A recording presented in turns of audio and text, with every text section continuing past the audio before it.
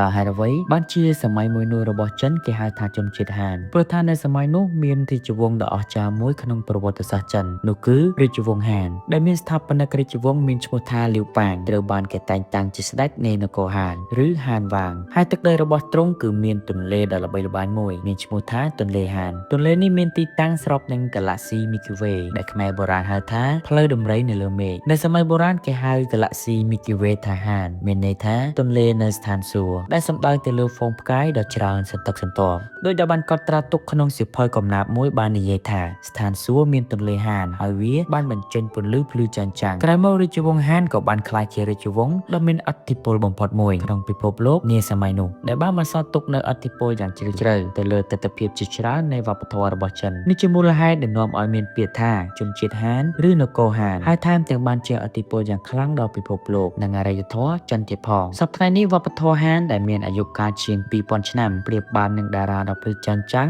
រំលឹកដល់ជនជាតិចិនគ្រប់រូបថាពួកគេមានដើមកំណើតពីហ្វូងផ្កាយនៅក្នុងកាឡាក់ស៊ីឬហានសួគ៌ហើយសមុទ្រផ្កាយគឺជាគោលដៅនៃដំណើរជីវិតរបស់ពួកគេ